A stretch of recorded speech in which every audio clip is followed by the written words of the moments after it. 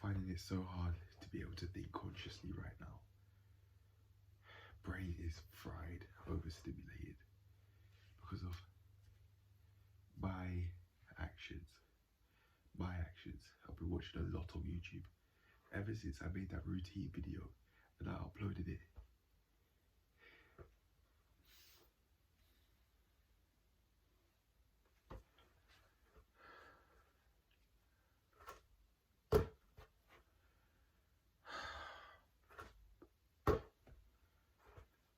Ever since I made that routine video today. Yes, I've just been watching YouTube all day since, basically. I didn't even cook. And I had 3 digestives and 1 chocolate wafer thin bar and some milk.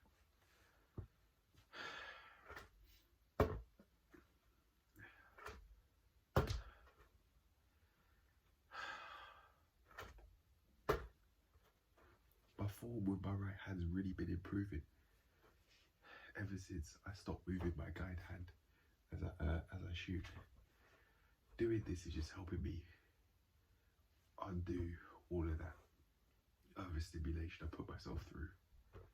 I really think this could be happening because perhaps subconsciously I know that me doing as I've told myself is what's going to allow me to take things sky high, and I don't really know any different than the level I've been at. I don't know any different past this point, and maybe that's a very uncomfortable thing. Going to the next level with the advice I've given myself could be a very uncomfortable thing subconsciously, and maybe that's what I'm thinking subconsciously, and maybe that's why I've been watching so many videos, video after video after video. And I had those biscuits and the wafer bar. It's like 10:30 in the evening and I'm making this video. I have to. I really believe I have to. Because I've not only seen this, but I make videos, so it's only right that I make this one too, so that I can take things sky high.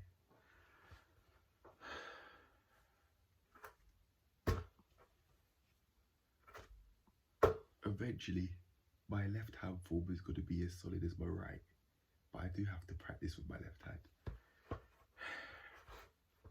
This is, to be fair, this is pretty relevant to the video, because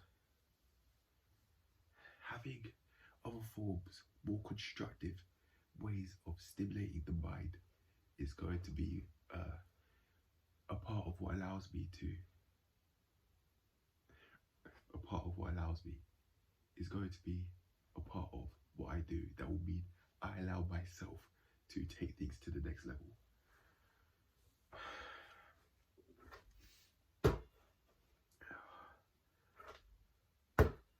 I really want a bird's eye view. I tried undoing the ironing board, but the angle was too awkward and you couldn't see my face without my legs touching a part of the ironing board, where the ironing board touches the floor in that. It didn't work out.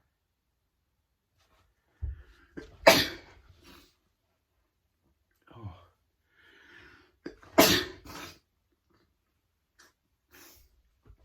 Look at that for a setup.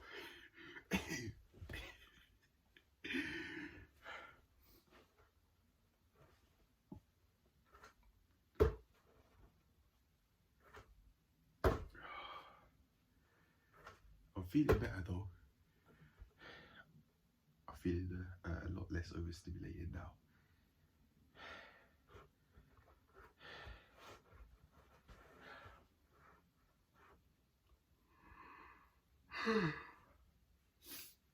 I've been watching video after video, and I've been checking Luke Spurgeon's channel because he's a small creator, and I'm just looking at his total view count, his channel's total view count, I should say, and then looking at how many views he gets in his recent videos as a reference point as to what I think the channel's growth will be like when it's my turn. It's not my turn yet. However, that will come eventually. That's a part of what I was doing on YouTube, other than mindlessly consuming videos and other than uploading. Uploading takes time. That full version video that I made yesterday, that took 56 minutes to upload. And that's excluding the exporting process that I needed to do for the final project to go from CapCut to the camera roll. CapCut is the editing program that I use, and it really helps. I think it's a lot better than iMovie, because I was experiencing a lot of frustration, which I no longer have to experience, and haven't experienced for months after doing this. CapCut has been doing me well, and it's never done me wrong. CapCut has been slow at times. However, that's because that's because of the temperature. So that's not anything CapCut can really do. If the phone's hot, of course it's not going to function as well. So that has nothing to do with the editing program itself, but where I was filming, that meant that CapCut performed slowly at times. So that's not even anything to do with CapCut. CapCut, absolutely solid app, man. Absolutely solid app, and I'd recommend people to download it. It's a free app, monetarily free, and hey, you can try it out, see if you like it. You might not like it, it's up to you. You might not want to create videos at all, but yeah. Okay, past this point now, the mind isn't so mentally overstimulated.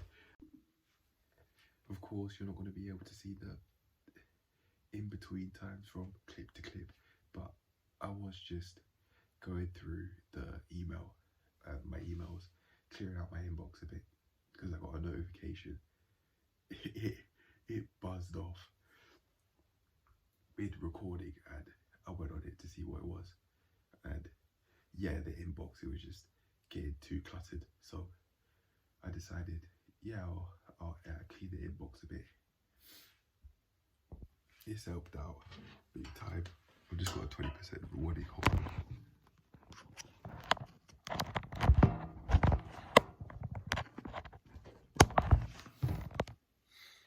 Right.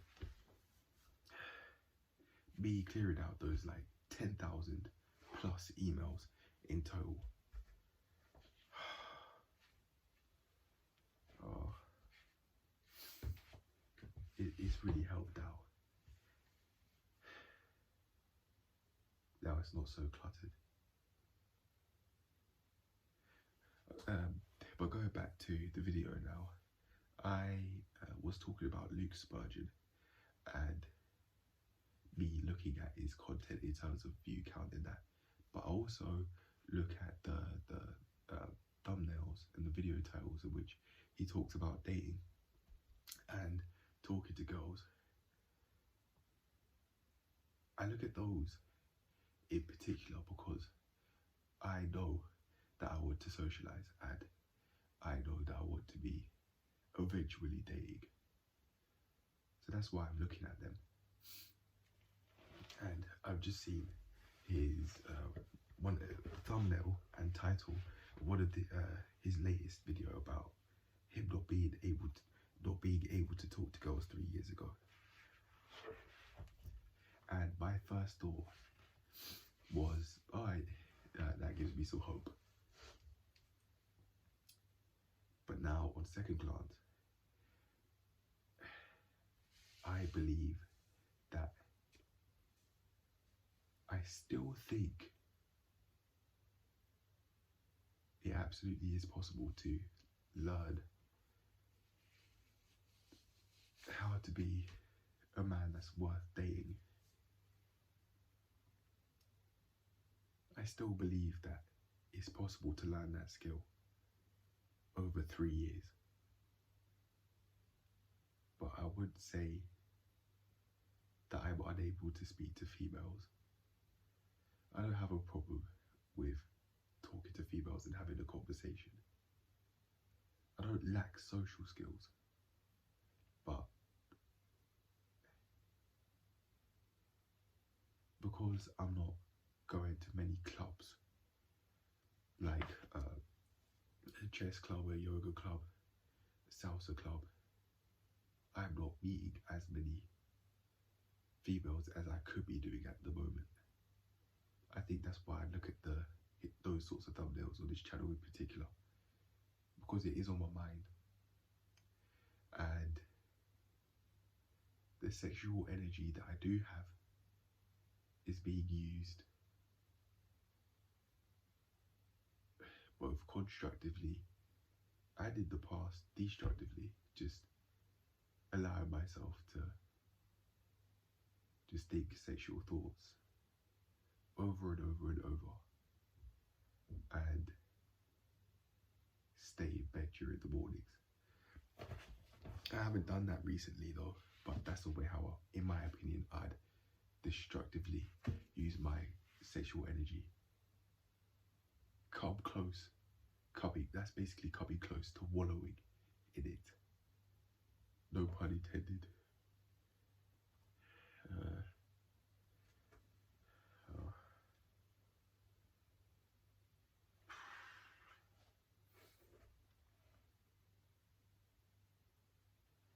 I now have to get back to the main point as to why I was talking about YouTube in the first place. I believe that this afternoon I've been sabotaging myself, and this evening I've been sabotaging myself. I had all those chocolates, and even though I was thinking of having rice, caramelized onions and salmon, I didn't do that. I just had a sandwich. That could have been part of where it started.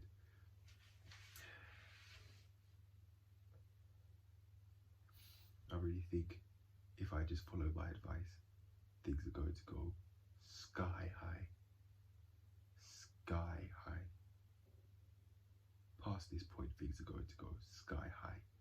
And it could be like my brain subconsciously is thinking that it's going to be uncomfortable with this change short term, so it's going to make sure that it doesn't happen.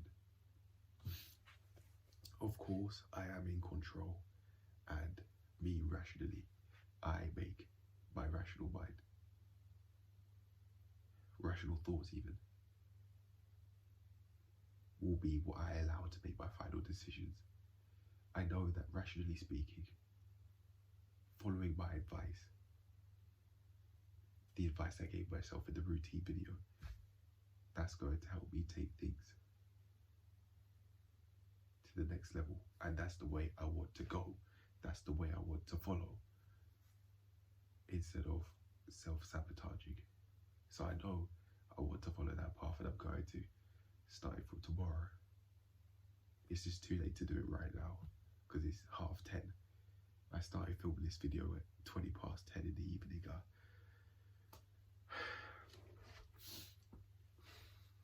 It can wait. It can wait until tomorrow.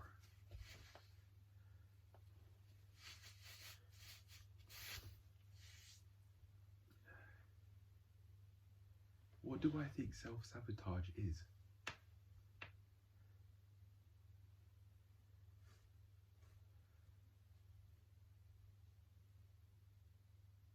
This?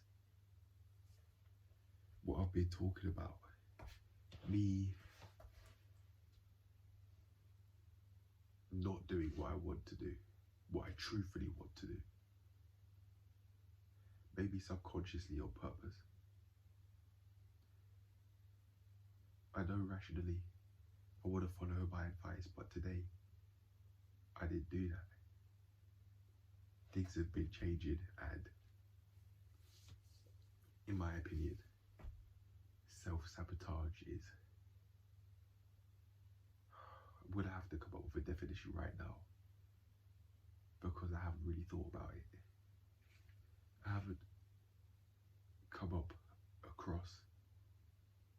haven't haven't come up against self-sabotage in this way, where I've done it and I've thought, right, I need to make a video. This is the first time.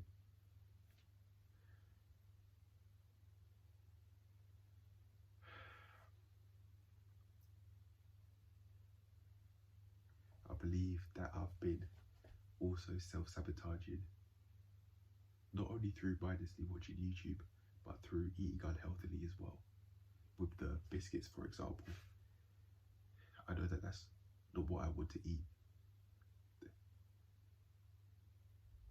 Rationally in long term, but impulsively, that's what I've got to done multiple times. And yeah, that's what I do when I was younger. My family have conditioned me to think that that's okay, when in reality it's not. However, past a certain point, it's up to me to be the grown adult and to take accountability and responsibility, to understand that, okay, they may have thought that it's okay and have shown their children that such behavior is okay. However, me as the grown adult that's working on living life on his own terms, I have to decide. I have to not only decide that that's not what I want to do, but also act on that thought. And I've noticed one thing that's worked compared to what's not been working, and that's hatred. In this context, with unhealthy meals, I believe hatred towards unhealthy meals, in fact, has helped me be able to, very generally speaking,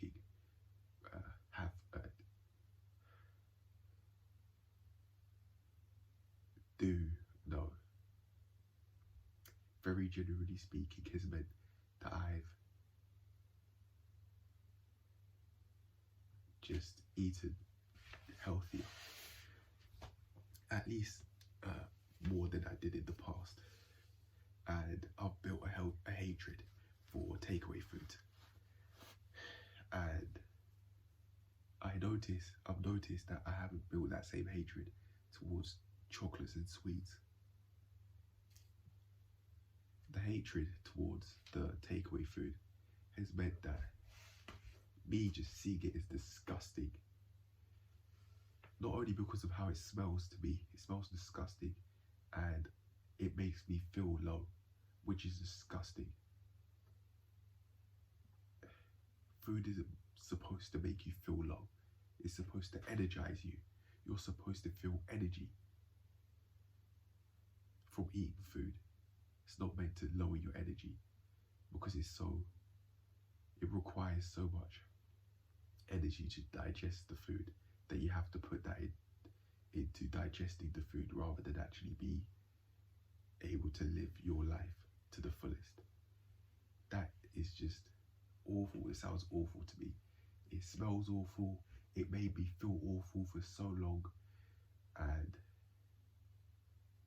I just don't want to do it anymore.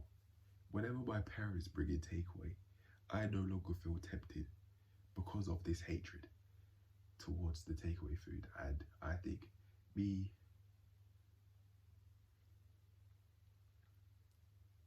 distancing myself from these foods is, no longer eating them is going to mean that I can build that same healthy hatred towards those foods as well. It's not going to be so easy. I don't think it'll be so easy to build the hatred, at least to begin with, because the sweets and the chocolates, they're right there in the kitchen. The takeaway, it's not right there. You have to go to a shop to get it. But for me, my parents have bought the sweets and the chocolates, so they're just there in the house, in the kitchen. And I'm just constantly seeing them whenever I go into the whenever I go into the kitchen, I always see them. And I know that from a rational perspective, I don't want to eat these foods. However, I believe that my willpower is constantly being tested because of their decisions.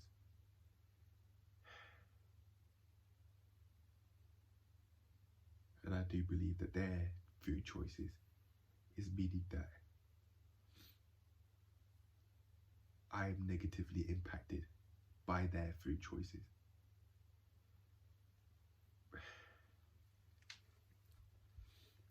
However,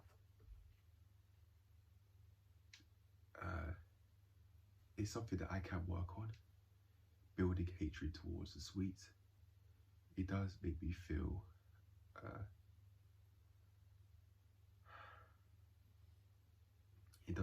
slightly lower, but not as low as a large chips that it did. I haven't been eating that food in months. If there's anything that I've learned from making this video, it seems like the self-sabotage of eating unhealthily with those chocolates, that's been a starting point to be able to, that's been a starting point, which has meant I've done that same thing through mindlessly consuming YouTube, following impulsive habits. That's what I mean by that same thing. Following impulsive thoughts, sorry.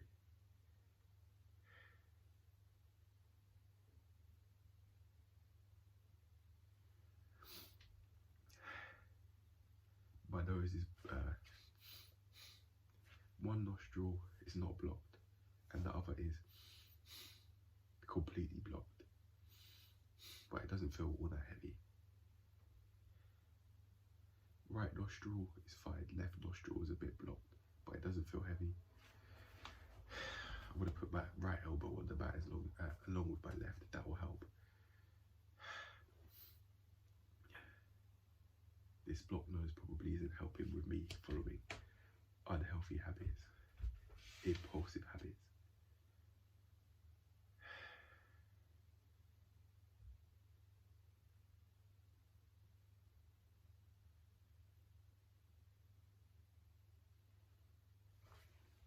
Yeah, there are the unhealthy sweets and chocolates there. However, there are the fruits there as well. There's my basket that I've put there, the brown rice, the tuna, which I've run out of today, the pasta, the seasonings that I use for my meats. They're all there as well. And I could just pay attention to them a lot more than I would the chocolates. I think what will really help me is making it a non-negotiable rule to no longer allow myself to feel vulnerable. The moment I do that, oh, it's game over. If I build a hatred for those sorts of sweets, for the chocolates and the sweets, and I make it a non-negotiable rule to never feel vulnerable, never go hungry, regardless of what time it is. Oh yeah, it's game over. Imagine if I never made this channel, man. Imagine if I never made this channel and I never spoke aloud. Oh. Making progress. Look at my face. Yeah, I'm done. I hope you enjoyed, learned something valuable maybe, and I'll see you in the next one. Peace. I just now have to I just have to follow this advice I've given myself and the advice I gave in the routine video, and things will go sky high. When this partially blocked those and everything is more difficult to go through this video than it could be, but I'm done for now. It's almost 11, if not actually 11 at night when making the clips, so I'm done. The video will end here. Improving doesn't necessarily come at conventional times all the time. It happens when it happens, man. But for now, I'm gone. I'll see you lot later. Do what you need to do to transform your life, lads and lasses. And every day is the answer. Have something to show for every day. And if you publicly upload, I bet you will change as a person. Especially if you do it publicly compared to only privately. Even though I think that would help too. But for now, I'm gone. Bye.